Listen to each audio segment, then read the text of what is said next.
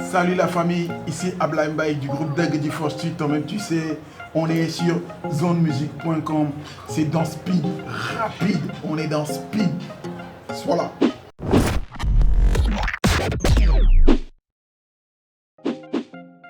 Mon nom à l'état civil, c'est compliqué. En fait, mes parents, j'ai deux homonymes. Donc il y a Ablaye Mbaye et puis j'ai un autre homonyme qui est un grand érudit, un karamoko et tout, qui s'appelle Cheikh Abdourkhadr Mbaye.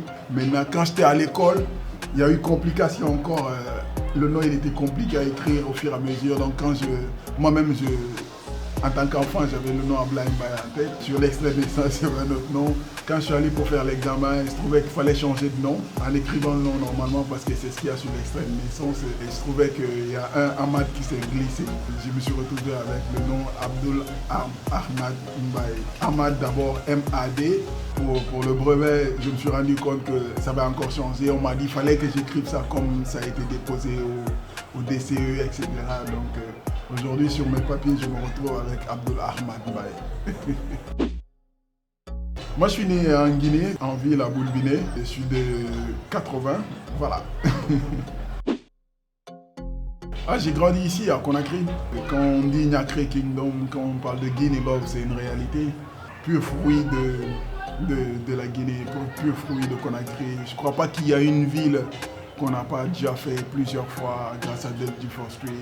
Guinée à 100%. Ma maman était ménagère, donc mère de famille de 7 enfants. Et très tôt, on a perdu notre papa, donc elle était et le papa, et la maman, et le tailleur, l'électricien. Elle nous a tout donné, elle nous a tout apporté. Donc son métier, c'était de s'occuper de nous en quelque sorte. Oui, dans mon enfance, j'avais des dessins animés préférés. Il y a des trucs que j'aimais bien, comme Tom Sawyer, comme Conan le Barbare, comme Hercule, mais ça c'est dans mon enfance. Aujourd'hui, il y a des dessins animés que j'aime bien aussi. Grâce à mon enfant d'ailleurs, j'ai découvert tellement de choses. Actuellement, à date, c'est Pyjamasque. Donc ça change très vite avec les enfants, mais en ce moment, on est à fond dans Pyjamasque. Voilà quoi. Non, j'étais plutôt très bon élève. Oui, parce que d'ailleurs là, je vous dis, je me suis inscrit dans plusieurs cours et tout ça là, et là je me suis réinscrit dans d'autres cours que je vais démarrer normalement pour cette session d'été. Oui, parce qu'à l'école, tu sais, étant enfant de Boulbiné, la maman voyageait beaucoup, donc on s'était formé un peu une petite famille à l'école. Donc c'était avec plaisir, on partait à l'école, on s'amusait ensemble. Il y avait beaucoup de partage, nous, à l'époque. Donc quand tu envoyais ton petit déjeuner, surtout à l'école primaire, je me rappelle à Madina, on partageait avec tous les amis. Ton pain, c'était le pain de l'autre. Tu demandais même pas, tu coupes un peu, l'autre coupe un peu. C'était la belle époque, quoi. Nous, en grandissant, on voyait pas de différence entre les gens. On était tous ensemble. Il n'y avait pas de riches et de pauvres. Il n'y avait pas de Soussou, Malinké, Poula. C'était vraiment la belle époque. On a grandi avec beaucoup de partage. Oui, effectivement, ça me manque un peu. Waouh, à 15 ans, j'étais déjà dans la vague très hip-hop de l'époque, grâce à mon grand frère Mamcher, qui d'ailleurs était le premier rappeur de la famille, qui nous a tous contaminés. Eux, ils étaient beaucoup dans le style MC Solar et tout. Mais moi, ce que j'aimais écouter avec lui, c'était tout ce qui était américain. Il écoutait tout, du Nori Binator, du Onyx Clan, jusqu'à Tupac, Biggie qui était plus récent à l'époque. Mais chez nous, on n'écoutait pas que ça, on écoutait du Kouyaté à cause de mes sœurs. J'ai une autre sœur qui était grave Whitney Houston, donc on adorait Whitney Houston. On écoutait du Scorpions qui est complètement du rock et tout. Donc on écoutait beaucoup de bonne musique à la maison. On avait une grande culture musicale comme ça ouverte. On écoutait de la musique sénégalaise. On écoutait beaucoup tout ce qui était Sori Kanja. Et aussi tous les premiers albums hip-hop guinéens. Bulle de Sam, on a bu ça. Ensuite, Kid Point, on a bu ça. Amit Shanana, paix à son âme.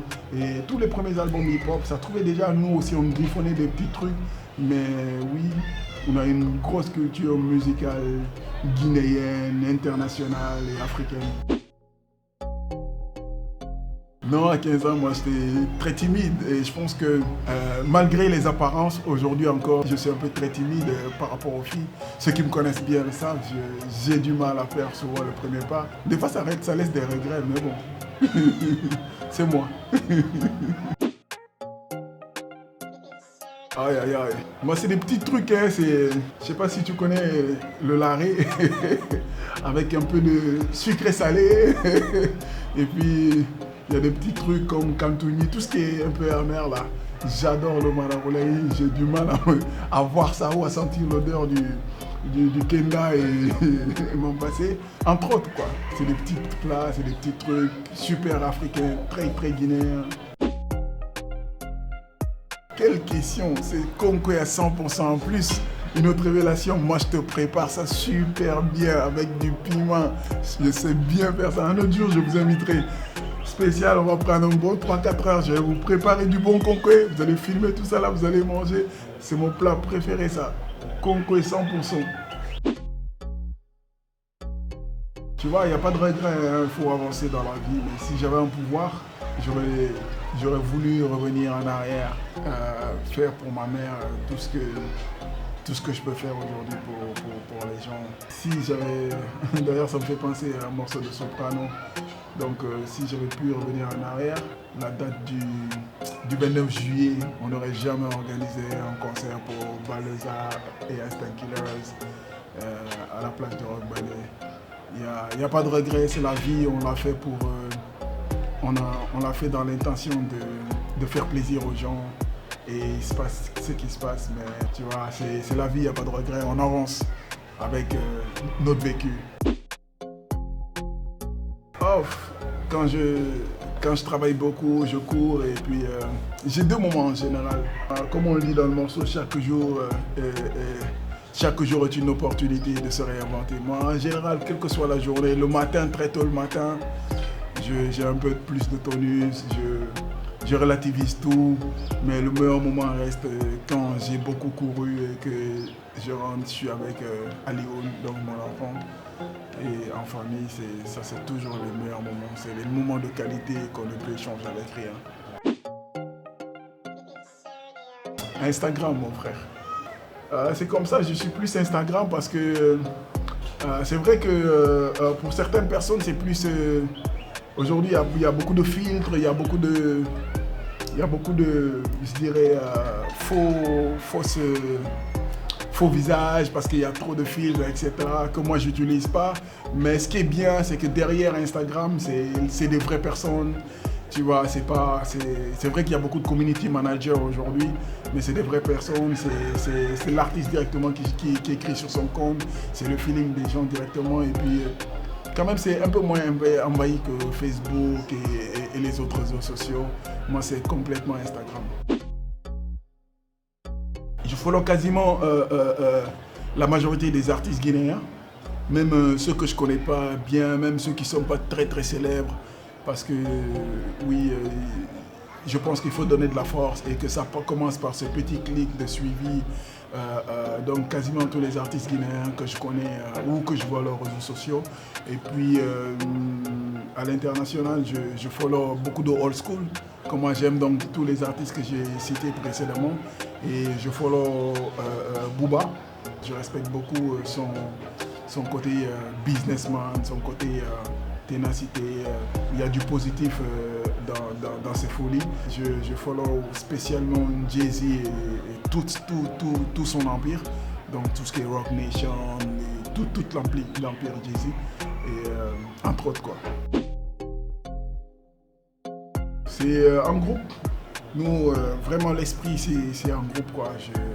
Je ne me vois même pas faire un jour carrière solo ou quelque chose comme ça. L'avenir appartient à Dieu, mais l'esprit est définitivement en groupe. Le premier morceau, c'est un groupe. Je me rappelle, à l'époque, encore avec mon grand frère Mamcher, je voulais écrire un premier texte et tout ça là. Je l'ai dit d'écrire pour moi. Il m'a dit, mais non, t'es capable, écris. Écris, tu me donnes, je corrige. Et puis j'avais commencé à écrire un truc, je ne me rappelle plus exactement du texte, mais je sais que c'était sur la première version du morceau Je me souviens, qui est paru dans notre premier album. Donc j'ai écrit le premier texte et tout ça là. Je transforme mon dortoir en un lit de répertoire pour avoir le pouvoir de contrôler nos mémoires, afin de savoir différencier le bon du mauvais. Un truc comme ça, et puis,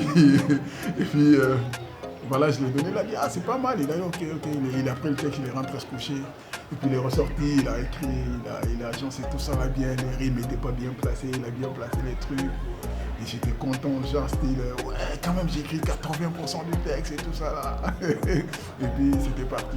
Et c'était un morceau de Deck du Street, donc en groupe. Ça c'est toujours difficile, tu vois, à dire. Moi j'aime bien notre dernier album Dynasty à cause du côté réalité vécue, tu vois. C'est nos joies, nos moments de peine. Aujourd'hui, ce qu'on devient en tant que père de famille, notre maman, le décès, tout ce qu'on a vécu un peu. C'est un cumul d'expériences. Quand j'écoute l'album, j'aime bien où on est rendu en matière de qualité musicale, donc sur les mix, les mastering, sur la recherche, sur les lives qui sont dans l'album, sur le mélange de musique guinéenne, donc tout ce qui est guitare mandingue et tout, et comment les pièces sont abouties. J'aime bien l'album, mais aujourd'hui, tu peux rien échanger contre un classique de Machallah, un Mami Sodia que tu vas écouter. Tu dis, oh wow, c'était aussi terrible que ça. Waouh, on était déjà à cette époque, à cet âge-là, on était aussi profond dans la réflexion, tu vois, dans la passion. Chaque morceau, à son époque, a fait sa valeur, fait qu'aujourd'hui c'est très difficile pour un père de famille qu'on te dit choisis entre tes enfants. Chaque enfant t'apporte quelque chose et c'est notre œuvre. Tu ne peux pas choisir une seule pièce à la place d'une autre. Ah, ça dépend des jours honnêtement. Il y a des jours où j'ai envie d'écouter, je me réveille, je suis plutôt calme, posé, je suis en pleine réflexion. Ce qui reste clair, ça va avec une musique. Je peux mettre une musique super calme de Youssoupha, c'est du rap, ou je peux mettre un truc super old school, ça va être du I Am, tu vois, ou je peux tout simplement, j'ai envie d'écouter de la bonne musique avec des belles mélodies. Je peux tout simplement me mettre un instru sur piano. Moi, ce qui compte, c'est la musique en tant que telle. Tout comme je peux écouter le premier album de Takana parce que je suis plutôt en mode vibe reggae, tu vois. Je suis à fond dans Conakry de Takana, le premier album, ou dans l'album acoustique de Baleza. Tout dépend des feelings. Où il y a des jours aussi que je suis dans du bonbon colo de Halking Alasco. En ce moment, j'écoute aussi pas mal de nouveaux rap guinéens. Ça dépend des jours, ça dépend de l'heure, ça dépend du feeling.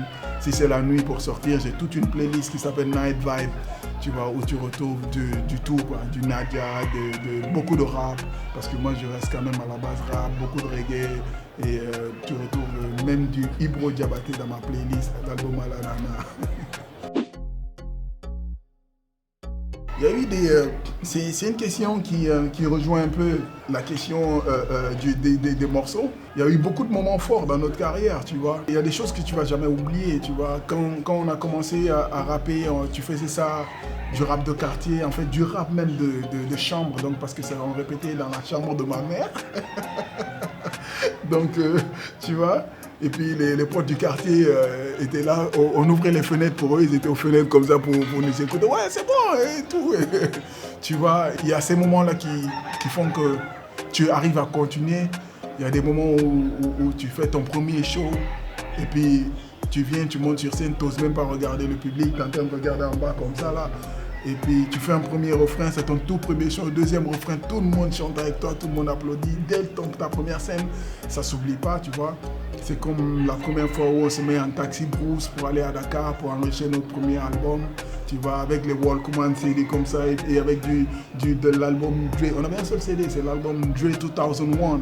Tu vois, cette compilation-là avec Nat Dogg à l'époque, Snoop Dogg, avec les Eminem dessus, Dr. Dre a réalisé tout ça. Là, tu as l'album t'écoutes pendant 1 heure, 2 heures de temps, tu passes à Tupac, big up à lui, c'est mon frère. Moussa Camara, il écoute à un moment donné, puis il se passe à notre grand frère Moussa ça, tu vois, qui écoutent ça. Ça, c'est des moments qui ne s'oublient pas.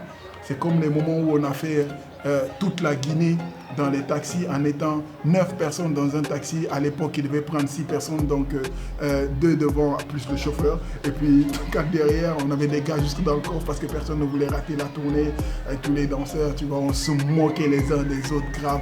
Ça, ça s'oublie pas. Notre premier concert dédicace, tu vois, ça s'oublie pas. Jusqu'au dernier concert qu'on a fait, jusqu'à récemment, jusqu'à 2017, l'album Dynasty sur scène, avec le morceau M'évader, avec tout ce qui s'est fait sur scène, avec tellement d'émotions. C'est cela aussi la beauté de la musique, mais aussi il y a eu tellement de rencontres. Il y a des gens que tu as pensé que tu n'allais jamais les rencontrer dans la vie, mais à cause de la musique, tu as pu les rencontrer. Il y a des gens que tu as idolâtrés, c'était des méga stars pour toi, tu n'as jamais rêvé les voir que sur la télé, qu'un jour tu rencontres, qui te saluent avec respect, tu discutes avec eux. C'est des moments que tu échanges avec rien. Il y a tellement de moments. Si on commence à citer, on ne va pas terminer l'émission. Le groupe est créé en 97, donc 2017, le groupe en tant que tel, 20 ans. Donc le premier album, 17 décembre 2001, donc 17 décembre 2021, ça va faire 20 ans qu'on sort les albums. 20 ans, c'est toute une vie. C'est vrai qu'on a beaucoup fait, mais moi je pense qu'il y a encore beaucoup de choses qui restent à faire.